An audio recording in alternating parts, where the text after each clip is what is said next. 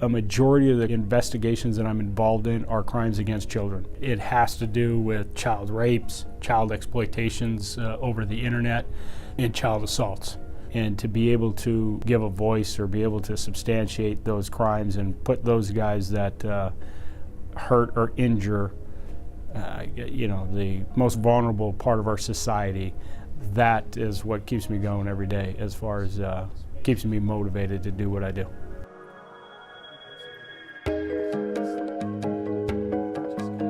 Since 2008, I've been working or been assigned to do computer forensics.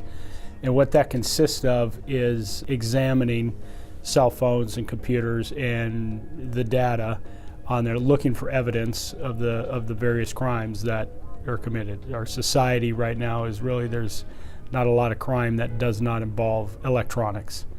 So there was a need for that. In 2008, if we wanted some evidence recovered from a computer, we would send it to the feds, and it would take probably about a year and a half for us to get that information back from the feds. That's a long time given our constraints for our investigations. So our sergeant at the time, there was a course in Hoover, Alabama that the Secret Service hosted. They have a training facility down there they built specifically to train local law enforcement officers to perform this forensic work at their local stations. I was involved in that first class that the Secret Service did back in 2008. And since then, I continue to do that. Our lab has grown. I went from one computer, I think we have about 8 computers right now, and we're able to do cell phone extractions, computer extractions to recover data and information about any investigation. A typical day for me in the forensic lab is, the forensic work is pretty monotonous, pretty tedious work, and it's a matter of, you got to maintain a chain of custody. So my typical day will consist of starting with examination of a device. I get a request from an officer. I'll be working on a case, so we get a request from an officer that a crime has occurred. There's a cell phone or there's some type of device that needs to be looked at.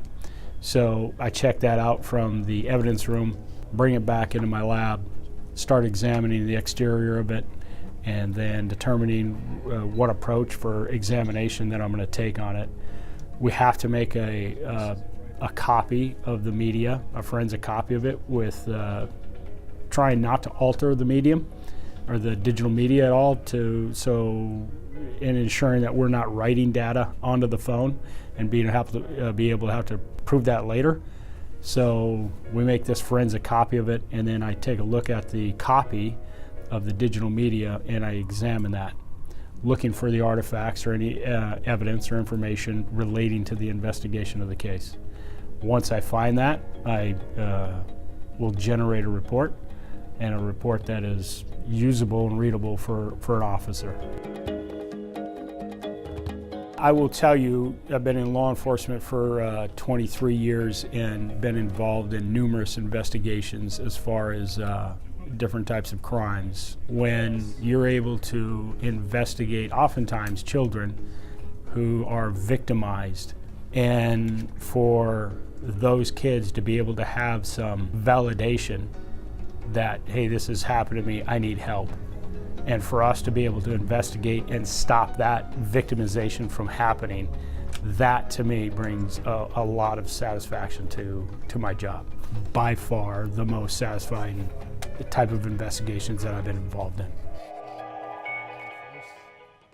Me and my wife coach a travel ball, or an elite fast pitch girls fast pitch team. Good stress reliever for me, and it's a good switch for me from switching from the work that I do to be able to help and get kids, young ladies, moved along and help them get a college education. I've got 3 daughters. One of them is in college right now playing softball, and that we coach. Me and my wife had coached for several years, and I've got one that's going to be graduating and another one that's going to be entering high school next year. So yeah, we have our hands full. Hi, I'm Robert Benson, a detective with the Richland Police Department, and I am Richland.